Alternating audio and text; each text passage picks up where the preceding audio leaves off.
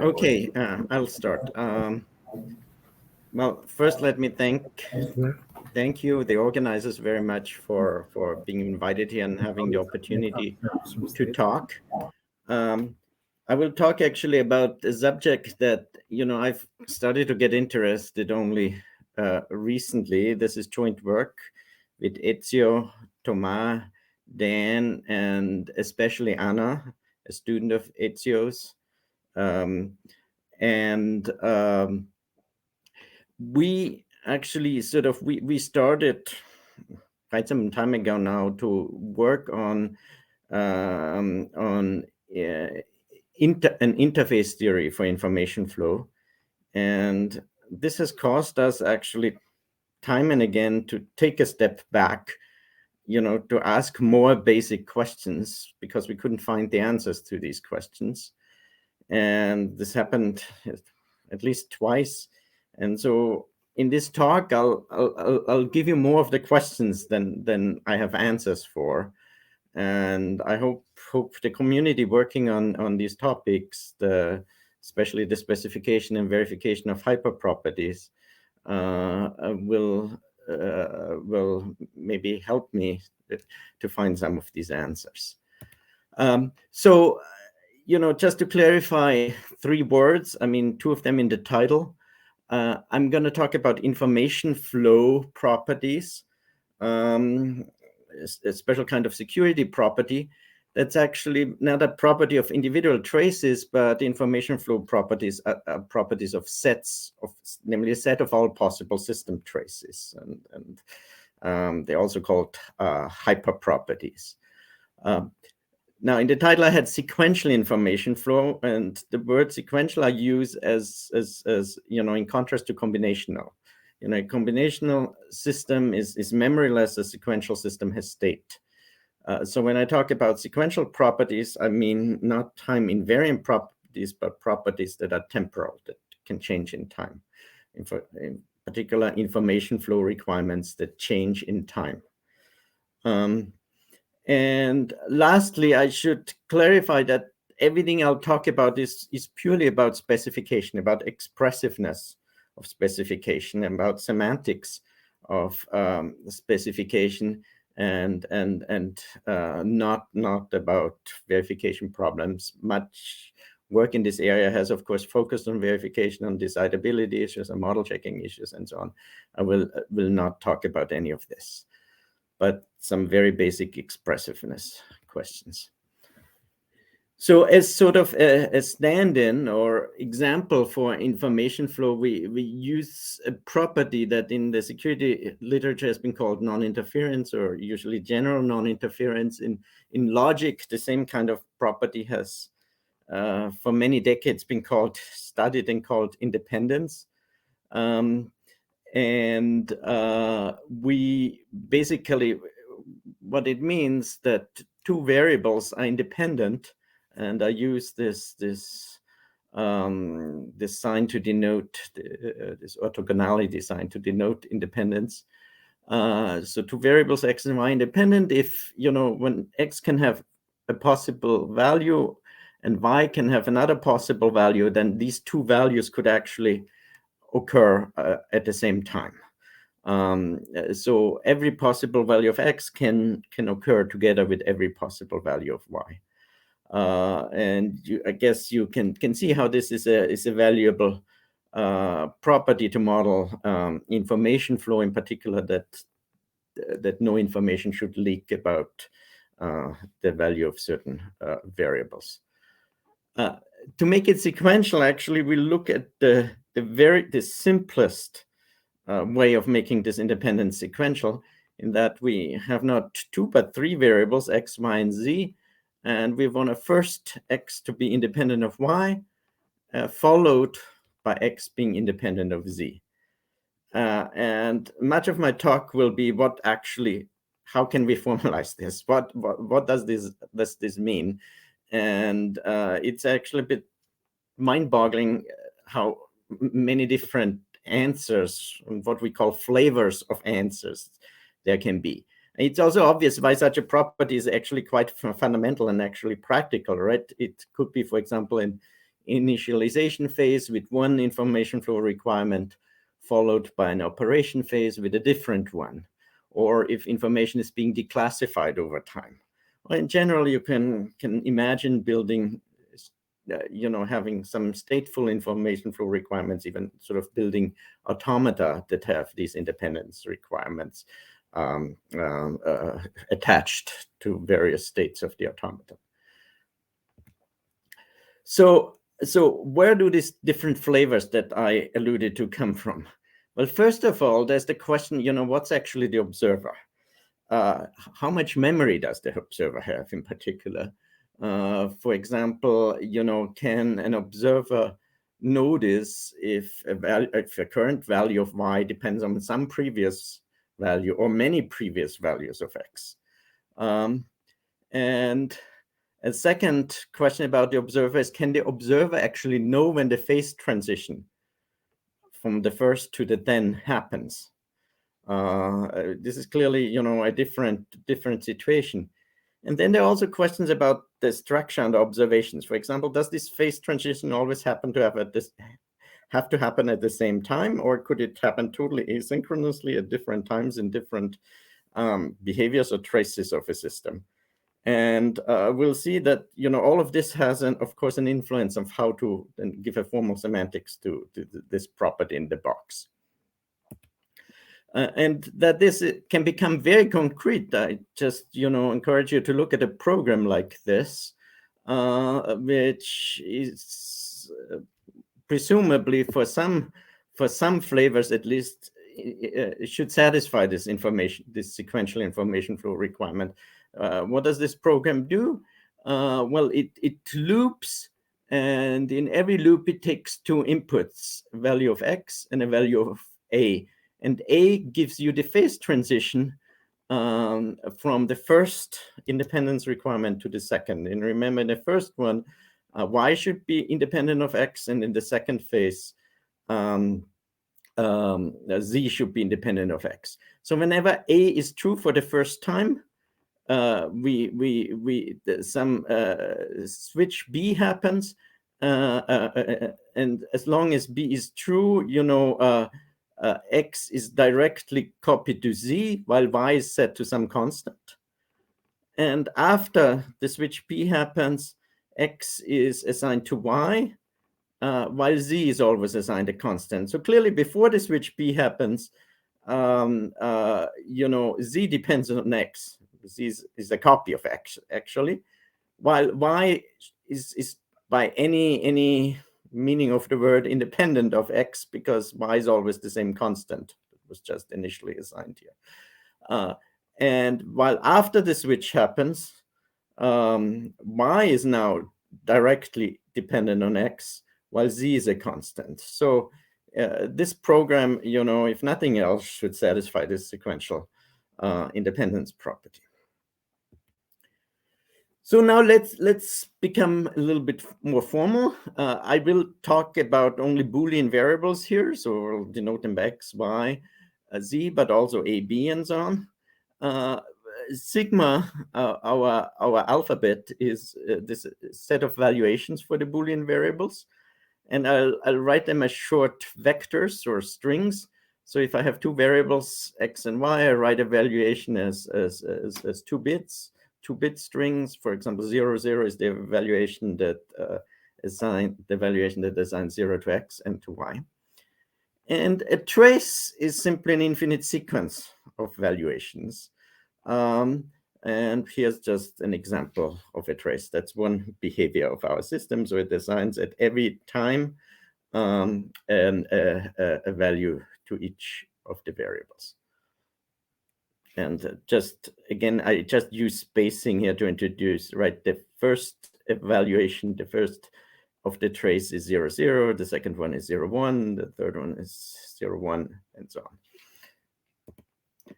on. So before we go to sequential properties, let's first say look a moment at combinational properties. So combinational property is simply a set of valuations. For example, the property that x is equal to y is the set of valuations that assigns the same value to x and to y. It's particular, there are two such possible evaluations. So this property, this x is equal to y, is the set of these two valuations. It's 0, 0, and 1, 1. What's now a combinational hyperproperty?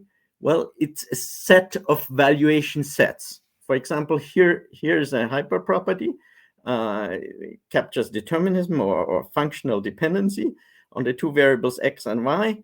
I want to say that the variable y depends on x, meaning deterministically depends on x, meaning it's the set of all valuation sets, so of the set of all combinational properties, such that in all valuations of the property, if the x values agree, then the y values must also agree, right? And if you write this out, there's a number of sort of degenerate elements, namely, this implication is trivially satisfied if there's either no valuation or there's just one evaluation in your set. But the interesting ones are the two-member evaluations, and there are 4 of them. 0, 0, 1, 0 is, no matter what the value of x is, whether it's 0, 1, the value of y is always 0. Or the last one is, no matter what the value of x is, the value of y is always 1. The second one here is, of course, identity. The value of y is always equal to the value of x. And the third one is negation. The value of y is always the complement of the value of x. So these are the 4 possible properties that are deterministic. And for example, this set with 3 evaluations, this particular combinational property would not be deterministic, because x could have the value 0 and y could have the value 1, namely in this third valuation, but 0, 1 is not a possible evaluation. So, no, this is, sorry, I was explaining the wrong thing. X could have the value of 1 with y having the value of 0, and x could have the value of 1 with y also having the value of 1. So that's why this is not deterministic here. So now let's make the whole thing sequential. So no longer, just one-shot evaluations, but sequences of valuations. And the property is a set of traces, and we have many languages for specifying such properties, and we have many classifications of such properties. For example, one could look at the simple invariance property that at all times I, the value of x is equal to the value of y in your trace. For example, this is a trace that satisfies this, right? You have only 0, 0s or 1, 1s. We use the shortcut notation that simply contains the whole set of all the traces, such that x at the x trace is equal to the y trace. And another typical property that's studied often in verification is the response property. For example, whenever the value of x is true at some point, then at some later point the value of y is true. For example, satisfied by this trace right here, the value of x is 1. So and at some later point, the value of y is 1. And what we'll actually look at specifically is the quantifier structure of these specifications. Here, it's simply a for all y, invariance says at all point times, and response is for all times there exists a later time. For all I, there exists a j, right? So now let's move to hyperproperties. And as before, this gets us up one level of 1 power set construction up. So a sequential hyperproperty is now a set of trace sets. And here are 3 examples of sequential hyperproperties. The first, again, inspired by the determinism property, and I want to have it for traces rather than for individual evaluations. And for example, this H determinism property simply says whenever so in a property satisfies H determinism whenever there are 2 traces and they agree on the x values, then they also agree on the y values. This is actually if you think about it, this is sort of a clairvoyant interpretation of determinism, because I've shown you here some sample traces and that satisfy this property. For example, all the traces that's true, always y is true one step before x. So when have the x value 1, then at the time before you have the y value 1. And suppose now x is input and y is output, then clearly you cannot implement this property, right? Because the output would have to know what is the input at the next step. Yet it perfectly satisfies this determinism property. So in order to actually build sort of this time direction into determinism, you have to do a little bit more work, and you end up with the second property. That means if up for all times I, if up to time I, the x values agree, then at time I, the y values must agree. And this is clearly violated by this property because, for example, here the up to this time, the x values agree in these two traces, but the y values don't agree, simply because this y value depends on the future here. So this particular set of traces would violate the G determinism property. And you see here again the structure of our specification for all traces tau and tau prime, and for all times I, there exists time j. Interestingly, for example, these hyperproperties are very general. For example, I could also, a hyperproperty is the set of all safety properties, and you could define it with this particular prefix. If for all traces, and all prefixes, no matter how long, can be extended to be in the set P, then the infinite trace itself must be in P. That's the classical definition of safety, and it's of course also a hyperproperty. I will now just massage the formulas a little bit because I want to write them in a different way. And I want to have you take away two things. First of all, that we really can look at a property P as an infinite matrix or array, some two-dimensional objects, where the columns are simply the time steps, as usual. And the rows are actually the different traces that make up the property. And here's, for example, the property always y now after x. This is the proper determinism property. For example, whenever x is true, like here, then y is true at the next time.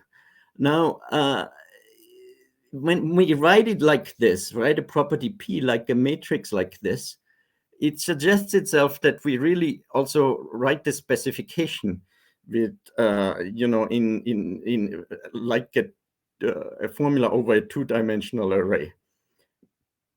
I want to say for all, for example, let me just look at the second determinacy property. For all traces tau and tau prime, so for all rows tau and tau prime, for all times I, if for all times j up to I, the jth entry of tau on x agrees with the jth entry of tau prime on x, then at time I, the ith entry of tau agrees with the ith entry of tau prime. So this is just written in a different kind of notation.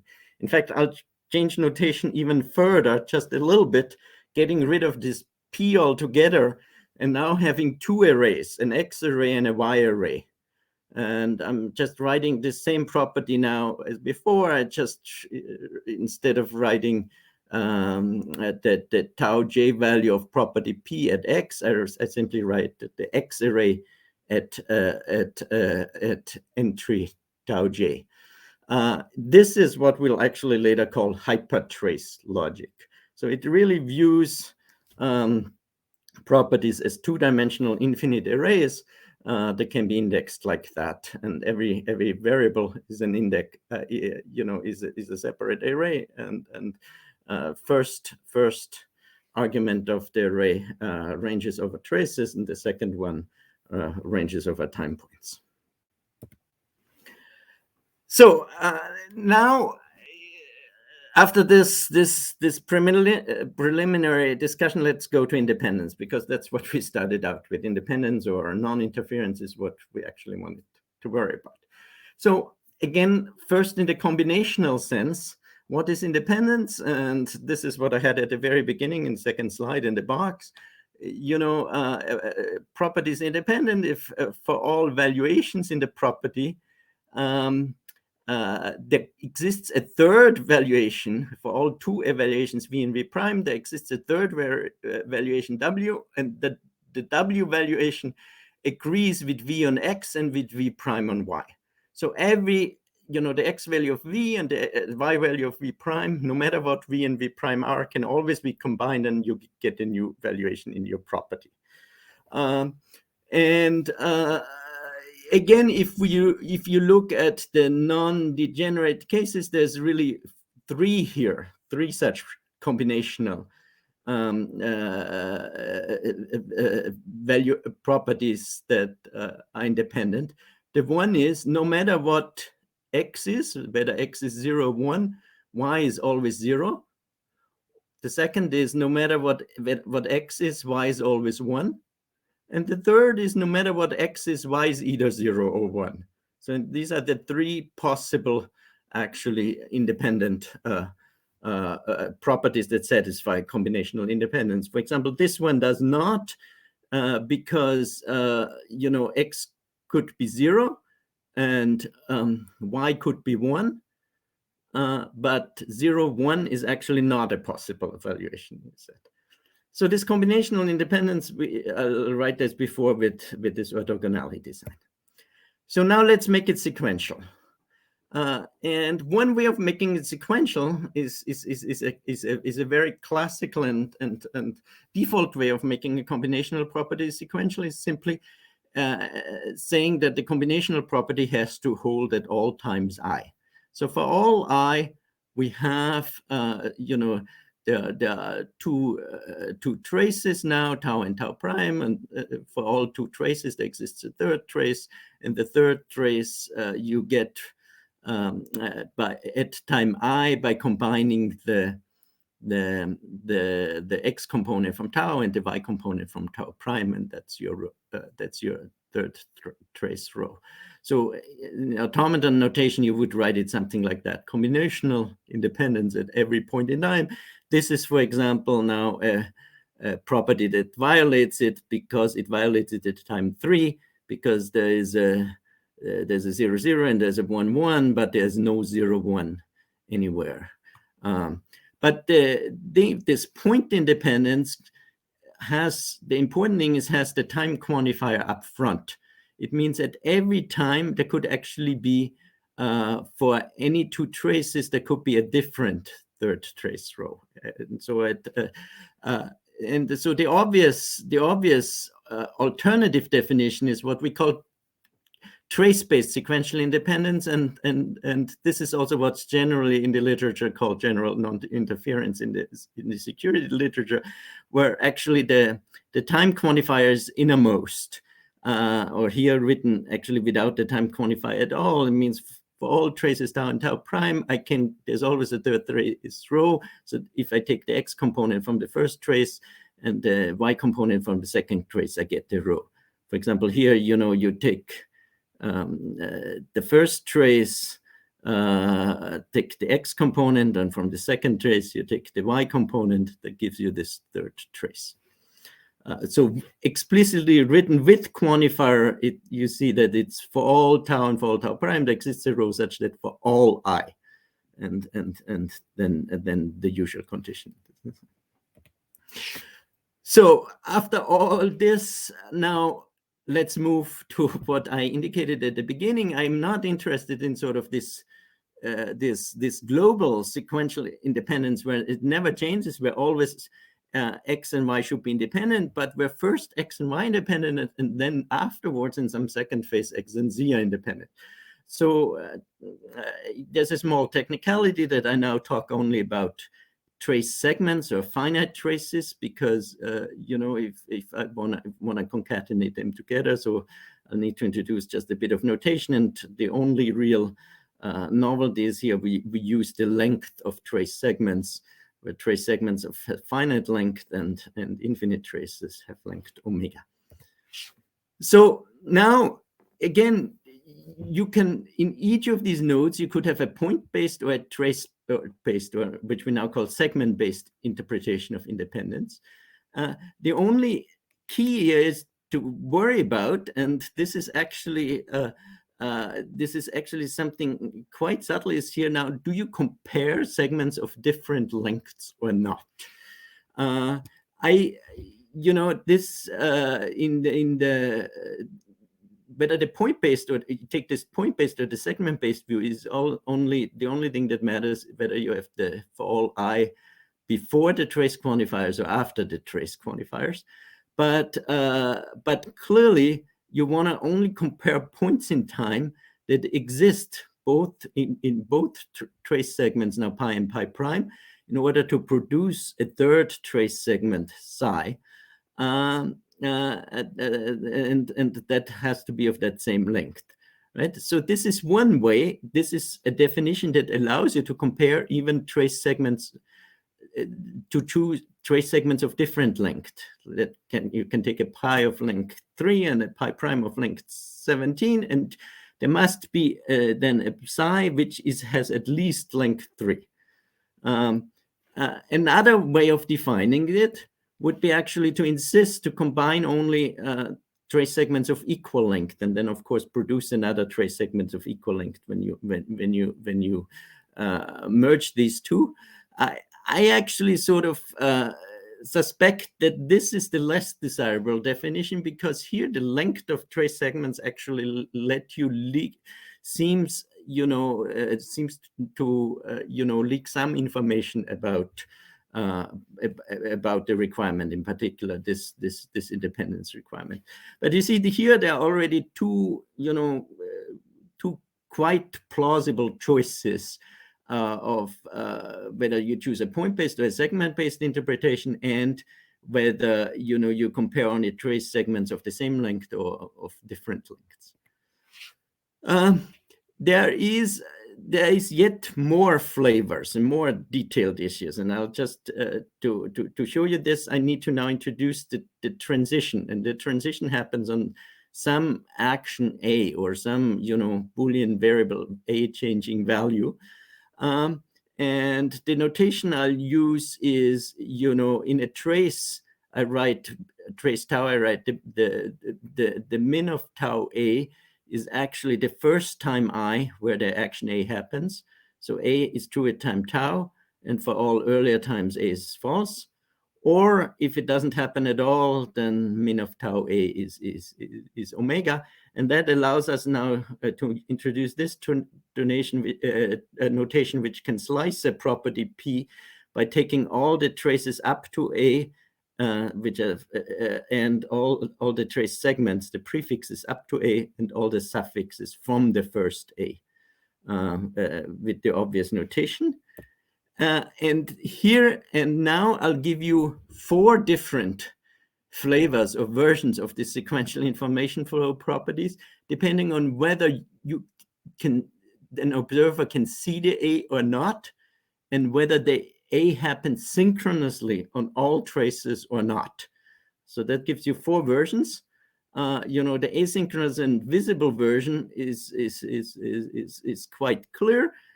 X should be independent of Y in all trace prefixes up to A, and X should be independent of Z in all trace suffixes from the first A. If you hide the A, you take a second order existential quantifier, you simply project this. If you insist on synchronicity, there has to be at the same time, the min of tau A has to be at the same time for all tau. And if you, in the synchronous hidden version, this is again quite easy to define naturally, there exists some time when that state transition happens up to time I, X is independent of Y, and from time I plus 1, X is independent of Z.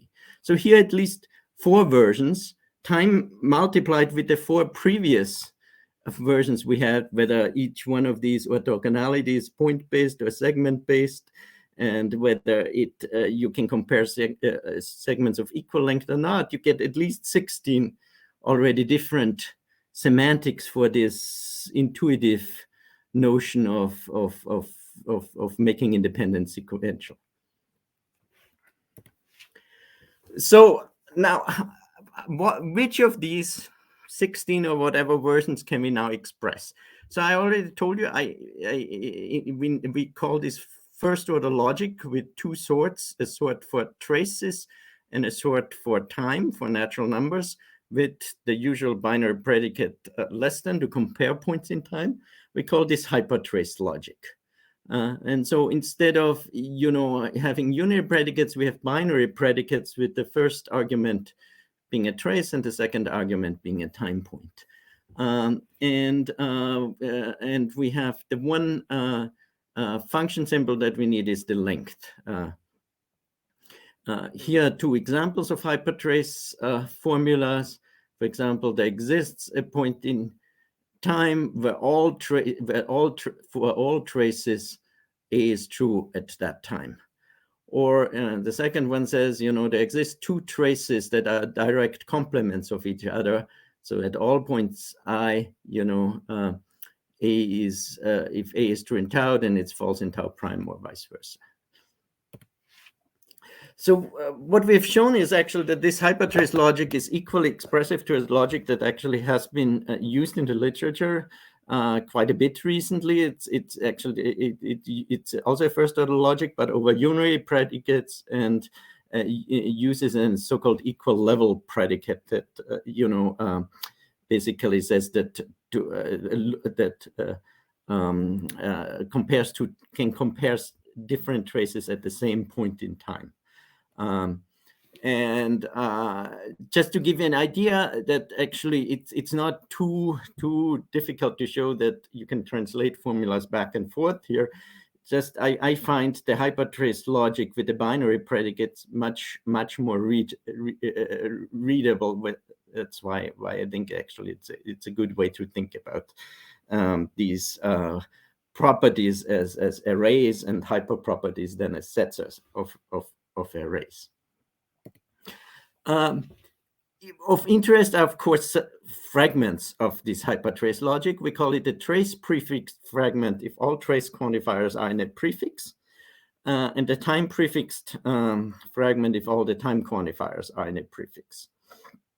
And I'll also use the term the universal time fragment is if all the time quantifiers have universal force, right? If they're not inside a negation or equivalent, they're only universal time quantifiers. So the trace prefixed fragment of hypertrace logic is equally expressive as HyperLTL. This follows more or less directly from the previous observation. What is HyperLTL? That's another very popular specification language for hyperproperties that's based on the linear temporal logic of Pnueli, where you have a next and an until operator, and that's a good choice because that's actually expressively complete with respect to the first order theory of less than. These are the two properties I used before. Always x is equal to y, or always if x is true, then at some later point y is true. So what's HyperLTL was introduced by Clarkson, Finkminer, and others. It basically replaces the propositions of LTL with unary predicates over trace variables and uses a quantifier prefix over trace variables. So that's why it corresponds to the trace prefixed part of hypertrace logic. So here are just examples of HyperLTL formulas for the properties we had, like the determinism properties for all tau and tau prime. So there's a trace quantifier prefix. If always the tau and tau prime agree on the x component, then they always agree on the y component. So this is the clairvoyant determinism. The more realistic definition of determinism is best actually written with a past operator. If it's always the case such that in the past the x components agree, then the y component, then the y values agree. And if you write down independence, what you get very quickly is what we call trace independence, right? For all tau and tau prime, there exists a rho such that it's always the case if rho, the x component of rho agrees with the x component of tau, and the y component of rho agrees with the y component of tau prime. But if you try to define other versions in this HyperLTL, for example, the point-based interpretation, or the asynchronous versions, you have difficulties. And in actually what we showed is there's good reasons why you have difficulties. There's actually, you can prove you cannot express these. So I didn't write all 16, but I wrote here 8 different versions, 8 different flavors of the sequential independence property, that first x independent of y and followed by x independent of z. And only a single one of them, actually, namely the one I just, I'll show you in a second, you can express naturally and express probably at all in HyperLTL. So what we showed actually in the paper that you find in the proceedings is, as soon as you have an asynchronous transition, if the phase change doesn't happen at the same point in time in all the traces, you cannot express it in HyperLTL. Actually, also, as soon as you have a point-based interpretation of independence, you also cannot express it, although that complete, I should say here, that proof is not complete. We strongly conjecture this is true. What we actually showed is that even without the phase change, if you just look at the invariant, the time invariant point-based independence, we proved that you cannot express it in trace prefixed universal time hypertrace logic. But it seems that's quite implausible that for point-based independence, which is really a globally property, like, you know, a temporal box property, you might need anything but a universal quantifier. But in truth, this is still a conjecture, and the one thing is still quite open. We actually don't know if you can take for a synchronous hidden phase transition with a segment-based interpretation of independence, whether you can express this or not. I promised you the HyperLTL formula for this one. Yes, it's not very surprising, you know, for all tau and tau prime. Now there exist 2 traces, rho and rho prime, the one before the phase transition, the second one after the phase transition, such that, you know, as long as there's no A, you have the rho being a mix of tau and tau prime up to some point where there is an A, and from then on, the rho prime is mixing the tau and tau prime now with regard to x and z rather than x and y. Okay, so if you are interested in you know, in the proofs for these, actually for all these entries in this table I showed you, you know, expressiveness proofs are I don't want to say a pain, but you have to be they're quite technical, and the strategy is always the following, and I'm not going to show you one in detail, but I want you to just understand the strategy, and then that why actually hypertrace logic is particularly well suited to these proofs. So to show, first of all, to show that one logic L2 is as expressive as logic L1, that, you know, you want to show constructively by turning every formula of L1 into an equivalent formula of L2 by some transformation. The interesting part is to show that there's no formula to show an inexpressiveness result. There's no formula of L2 that's equivalent to some given formula phi1 of L1. And for that, you can usually, it's not enough to give one counterexample model and so on, because for any particular model, you can probably come up with a formula of L2 that just captures exactly the aspects you want to capture. but you typically need to construct an infinite sequence of models, say 2 kinds of models, Pn and Qn for every natural number n, and show that all the Pn models satisfy phi1, while the Qn models don't satisfy phi1. But every formula of L2, so every phi2 that could work, if it has size n, then it cannot distinguish between the nth models, Pn and Qn. That's the usual structure of such a proof. And what size? Well, size is typically number of quantifiers or number of next operators or something like that, because with a formula with a fixed number n of quantifiers can only look at n different things in a model. A formula with a fixed number n of, say, next operators can only look up to time n into the future. And therefore, if a sequence of models P and Q for every n, then it's clear that no formula will work, because every formula that would be a candidate must have a fixed number of quantifiers or of temporal operators. So I let you read this in the paper, and what I want to more or less end with is tell you just a little bit, it's more a teaser than anything else, why we got interested in this in the first place. We've worked for a long time on so-called interface theories, and interface-based design basically has 2 operations. It allows, so components are abstracted by interfaces, and the interfaces contain enough information about a component so that you can compose components and you can refine or implement components, and this in multiple layers. And interface theory will guarantee you the following, that this should be less than equal.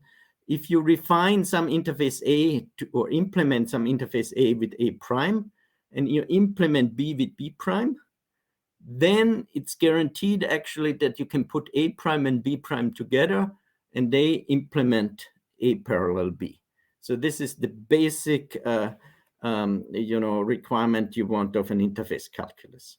Now, we have worked over decades really with various versions of interface calculi, but none of them captures information flow.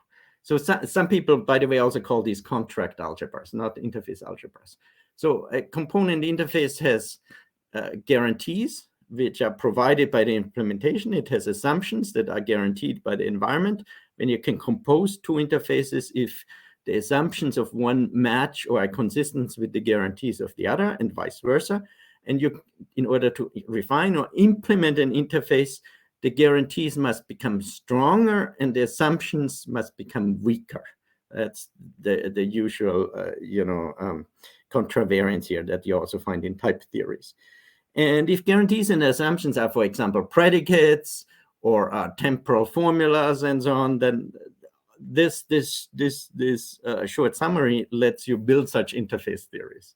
But what if these assumptions and guarantees are actually independence constraints, like X is independent of Y? And you might want to have this, in a high-level interface description of a component that, there's no information leaking from X to Y or whatever.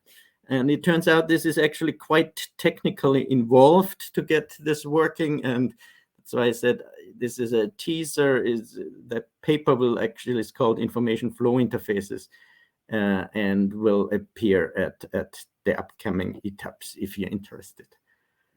So I'm looking at my watch to also allow a bit of time for questions. Let me conclude. So coming as an outsider towards this, all this very interesting work actually on hyperproperties, the specification and verification, I must say I found that most of this work focuses on 2 assumptions which may be too restrictive. One is that trace quantifiers are always in the prefix. And I've given you several examples where actually you need a time quantifier preceding a trace quantifier, which takes you immediately out of HyperLTL and equivalent things. And the second underlying assumption is that phase transitions happen synchronously.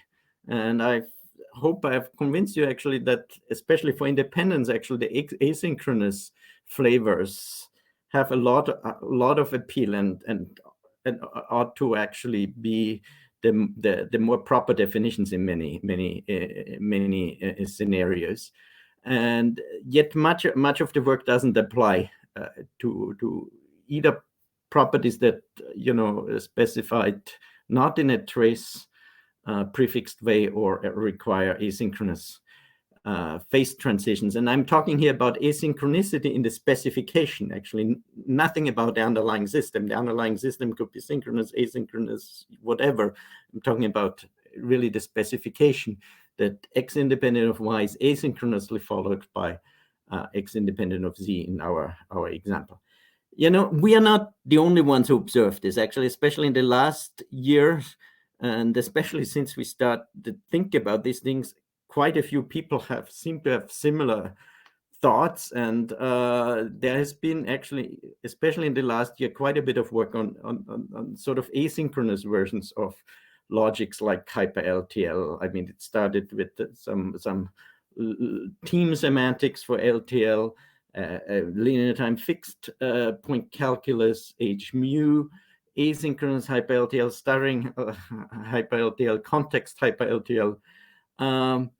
I must admit that I would find it very interesting to look at all of these and really analyze which flavors of sequential information flow that I show you can actually be expressed in these various versions and which cannot.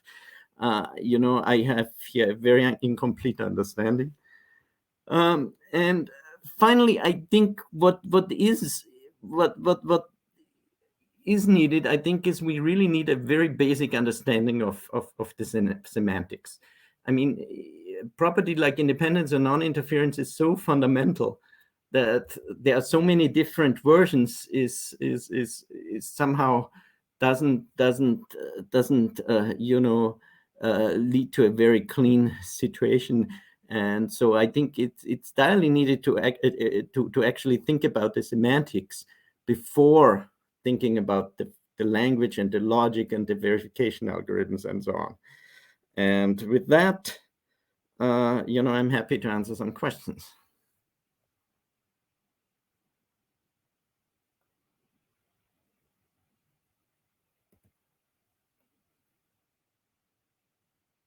Very much. Thank you very much, Tom, for this very interesting talk. We do have indeed 10 questions, so please let us first thank Tom for this nice talk.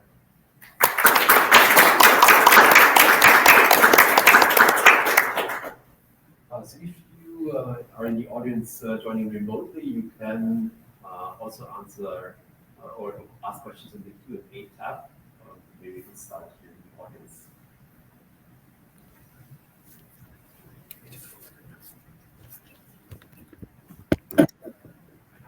Hello.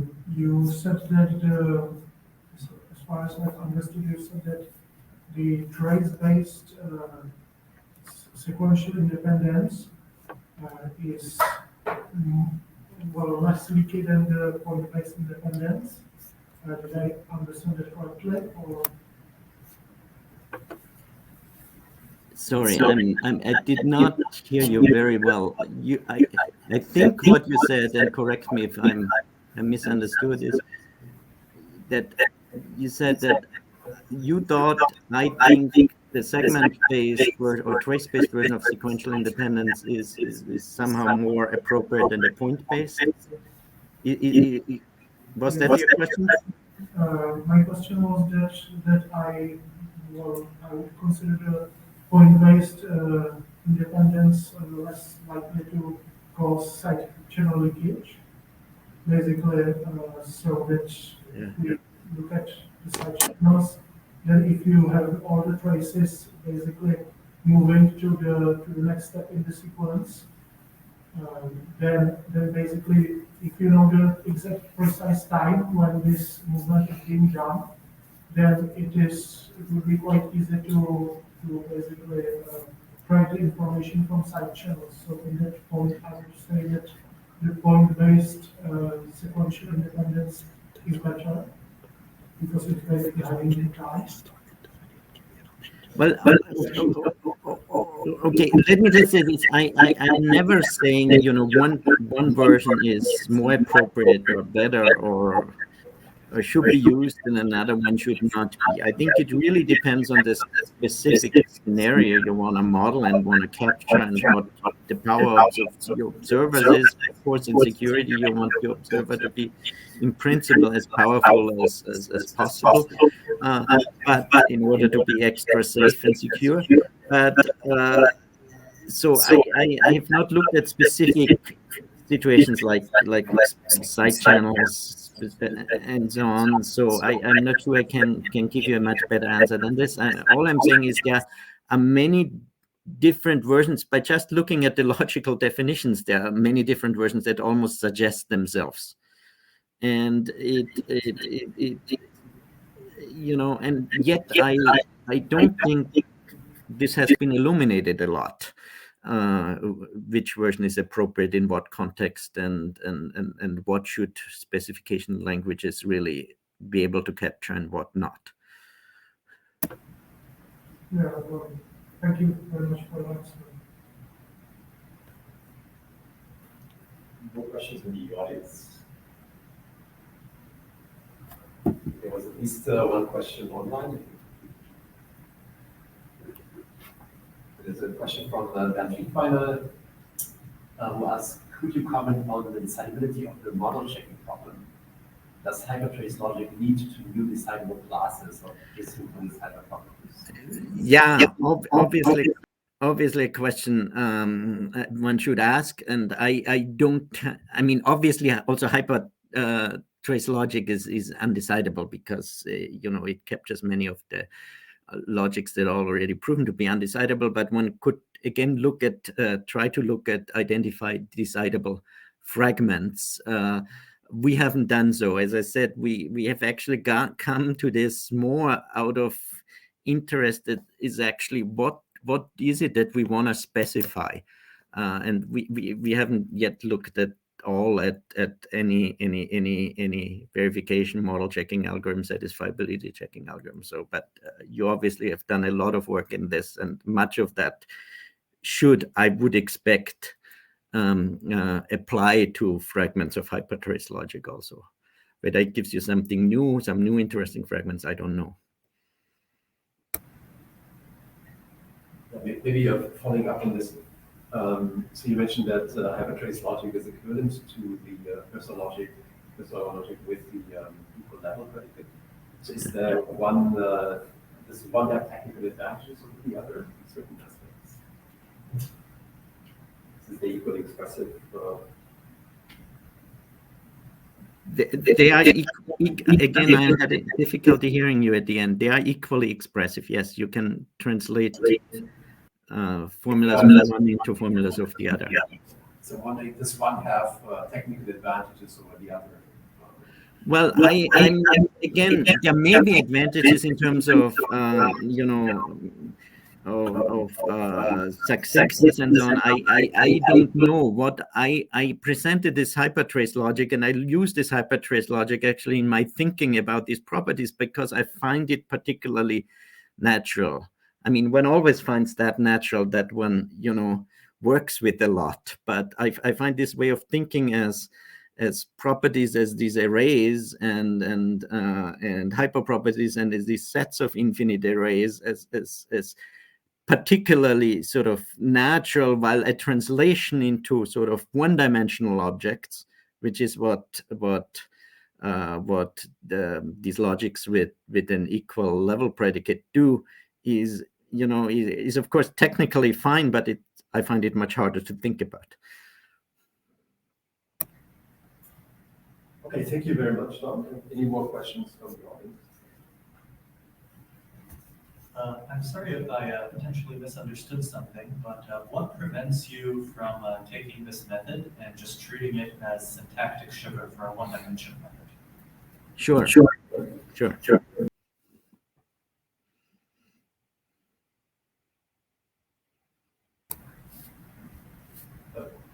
So nothing prevents you from doing it. But I just want to make sure I understood the talk properly. No, I think not. I mean, I'm just thinking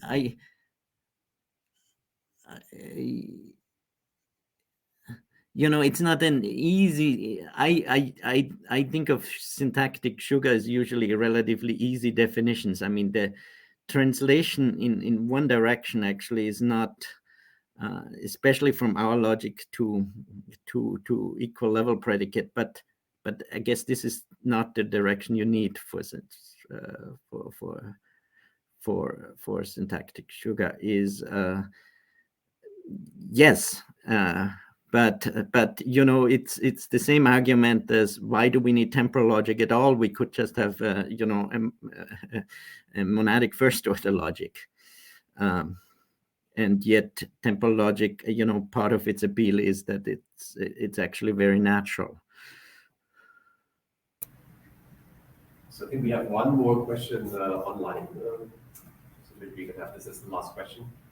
Victor Kunjak asks, could the decidable array folds logic be useful for any of these fragments?